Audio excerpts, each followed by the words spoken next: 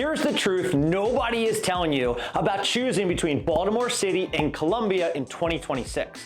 One of these places will cost you an extra $275,000 for essentially the same four walls and a roof. But here's the thing, that cheaper house might actually be the most expensive mistake you ever make. And that premium price tag in Columbia, it could be the smartest financial hedge for your family's future. Between the property tax cliff and the appreciation gap, this decision goes way deeper than just the list price. I'm Nick Waldner, and today we're doing the math so you don't make a $1 million mistake. Hi guys, I'm Nick Waldner with the Waldner Winners team of Keller Williams. I've been helping families navigate the Maryland real estate market for 22 years. And Baltimore City versus Columbia, that question comes up all the time. Young professionals finishing up their time in the city, families looking for their next home, people trying to figure out where they can get the best value for their money while still having access to everything Maryland has to offer. So today, I'm gonna break down exactly how these two places stack up against each other.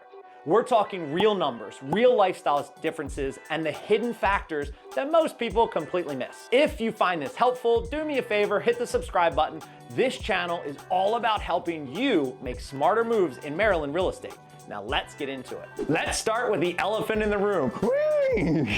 That was kind of a horse, but you know what I mean.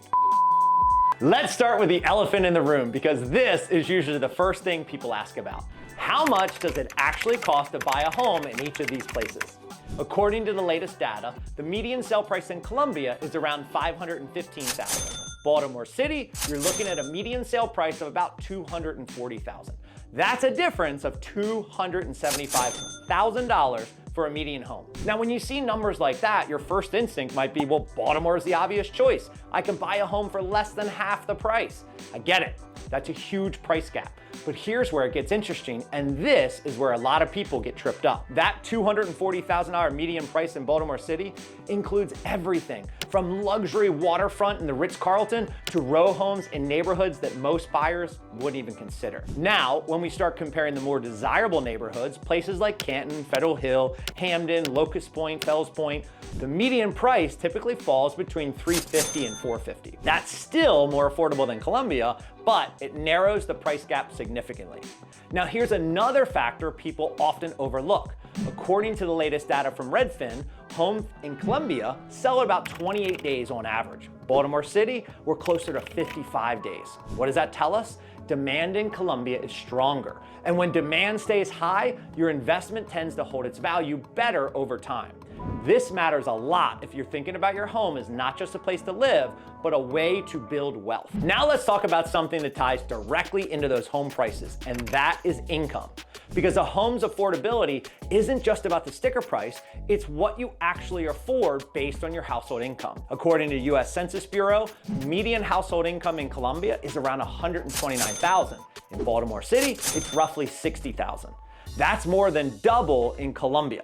So while the homes cost more in Columbia, the people living there generally have significantly higher incomes to support those prices. This is why Columbia has maintained such strong property values over the decades. The economic foundation underneath these homes is solid. Here's another way to think about it. In Columbia, that $515,000 is about 4 times the median household income. In Baltimore, the $240,000 is also about 4 times the median household income. So, from a pure affordability ratio, they're actually very similar. The difference is the wealth building potential. Higher income households in Columbia are building more equity with each mortgage payment, and those homes have historically appreciated more consistently. Now, I want to be clear here. Baltimore City has some genuinely fantastic neighborhoods where professionals earning strong incomes are buying homes and building real equity. The data I'm sharing is the city-wide median, which gets pulled down by some of the more challenged neighborhoods. But if you're specifically targeting the high-performing neighborhoods in Baltimore, you're competing with other buyers who also have above average incomes. That's why those neighborhoods command such a higher price. All right. Let's get into something that drives a huge percentage of the decision I see these families making. That is schools. If you have kids or you're planning to have kids, this section is probably the most important one for you. Columbia sits entirely within Howard County Public Schools, which according to Niche's 2025 rankings is the #1 ranked school district in all of Maryland. Not top 5, not top 3, #1. They ranked 323rd nationally over 11,000 school districts. I'm talking about an A grade overall with strong marks across academics, teachers, college prep. Schools like River Hill, Marriott's Ridge, Glenelg consistently rank among top high schools in the entire state. According to Public School Review, Howard County Public Schools have an average math proficiency score of 46% compared to the Maryland state average of just 27%. Reading proficiency sits at 59% versus 45% statewide. These aren't small differences. We're talking about students who are significantly outperforming their peers across the state. Baltimore City School tells a different story. The district has been working hard to improve, and there are some genuinely excellent schools within the city, including some top-rated magnets and charter schools. But the overall district rankings are considerably lower than Howard County. For many families I work with, this is the deciding factor. They might prefer the vibe of Baltimore City, they might love the neighborhoods, but when it comes to their kids' education, they're choosing Columbia every single time. Now here's something important to understand. Here in Maryland, when you buy, that directly determines which public schools your children will attend. There's no opting into different school districts. So this isn't just a lifestyle choice, it's a choice that impacts your children's educational opportunities for the next 12 to 18 years. That's worth thinking about very carefully. So let me just pause here for a second because we've covered a lot of ground already. We've looked at real price differences between these two markets. We've talked about the income and affordability, and we just did a deep dive on the schools. And what you're probably starting to see is that this decision is more nuanced than most people realize. But here's the thing, we haven't even gotten into some of the biggest factors yet. I'm gonna show you the commute and location advantages that might completely change how you're thinking about this right now. The lifestyle differences that people don't talk about enough, and one factor that tends to be the ultimate tiebreaker for most families. If you're seriously considering a move to either Baltimore City or Columbia, or really anywhere in Maryland, I put together a free relocation guide that breaks down everything you need to know about making this transition. It covers neighborhoods, schools, a bunch of insider tips that I've picked up over the years of helping people navigate this exact decision. I'll drop the link in the description below. Go grab that, it's free. Now let's keep going. All right, let's talk about something that impacts your daily life more than almost anything. And that's where you're actually located and what your commute looks like. Columbia has a unique advantage that a lot of people don't fully appreciate until they live there. It sits almost perfectly between Baltimore and DC. You're about 20 miles from downtown Baltimore and roughly 30 miles from DC. That might not sound remarkable on paper, but here's why it matters. If your job is in Baltimore, you're looking at a 25 to 35 minute commute depending on traffic and exactly where you're going. And if you're in DC or the surrounding areas, you can be there in 45 minutes to an hour. If you're a household where one person works in Baltimore and the other works in DC, Columbia becomes the obvious compromise. Maryland Transit Administration runs commuter bus routes directly through Columbia to both cities. Route 310 goes to Baltimore, through 305, 315, and others run to DC via Silver Spring.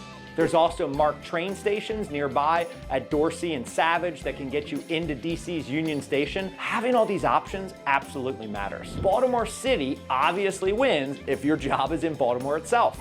Living downtown means you might be able to walk to work or have a 10-minute commute.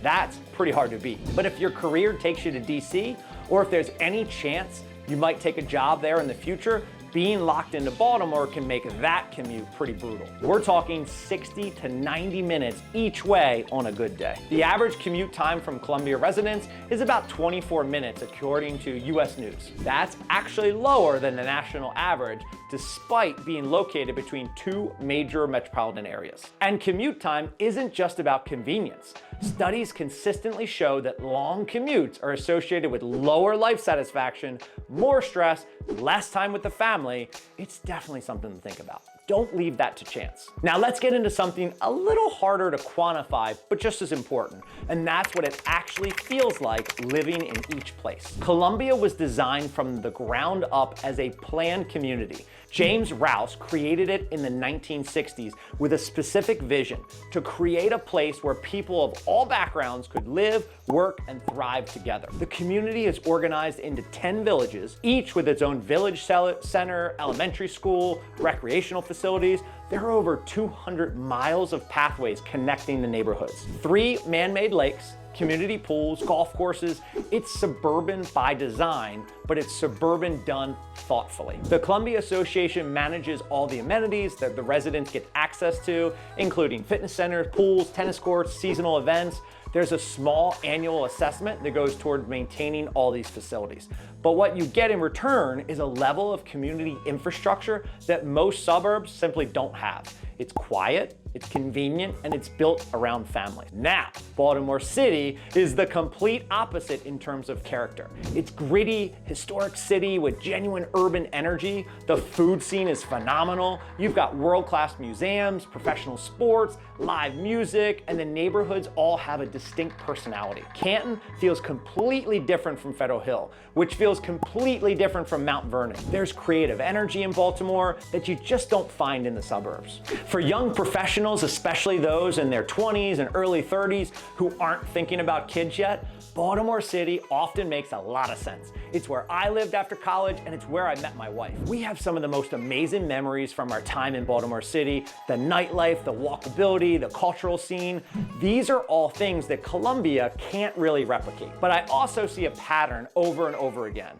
All of us, and I'm using us like I'm still young, all of us young professionals who loved Baltimore in their 20s and 30s often start looking towards places like Columbia once we get married, have a kid on the way, or start planning that. It's time to start thinking about schools and yard space and parking. The ultimate tiebreaker. All right, here's where I'm going to give you my honest take. And this is based on not only my own experiences, but with working with hundreds of families who have made this exact decision. For most families with school-aged children or children on the way, Columbia is simply the better choice. I know that might sound biased, but clearly the school rankings favor Howard County. But it's not just the test scores. It's about the entire ecosystem that Howard County has built around families. The parks, the libraries, the community programs, the safety.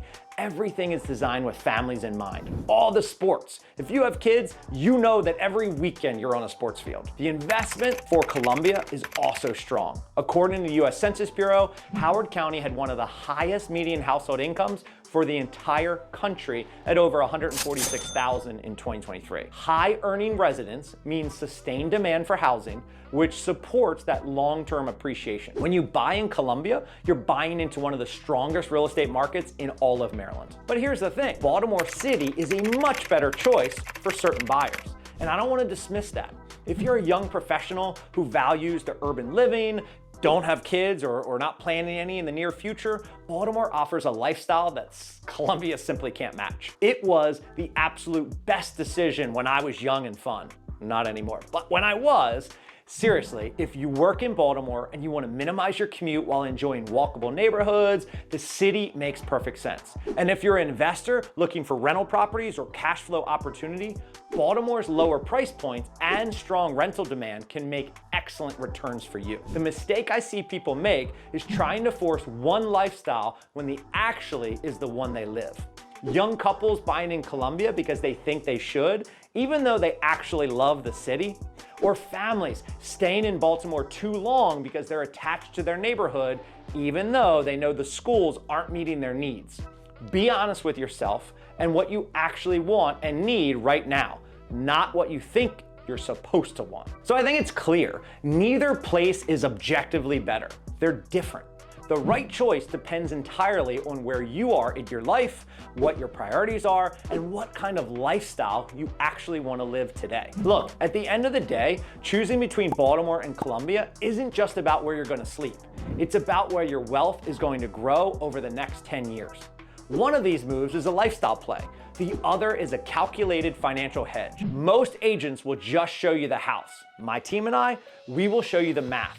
We get calls, texts, and emails every single day from people just like you who are tired of guessing and ready to make a real plan. And we absolutely love it, so please reach out.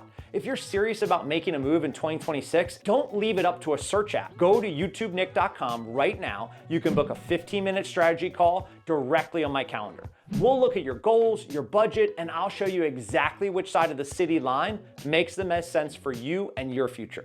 And while you're at it, grab the Maryland Relocation Playbook in the description. It's the ultimate homebuyer shortcut that's going to save you dozens of hours of research. All of the info is right down there. Click on the link, book the call. Let's get to work on your next move. And if you want to see how Baltimore and Columbia stack up against Maryland communities, watch this video right here, where I rank the best places to live in Maryland from worst to best. I think you're going to find it really helpful. Thanks for watching, guys, and I will see you on the next one.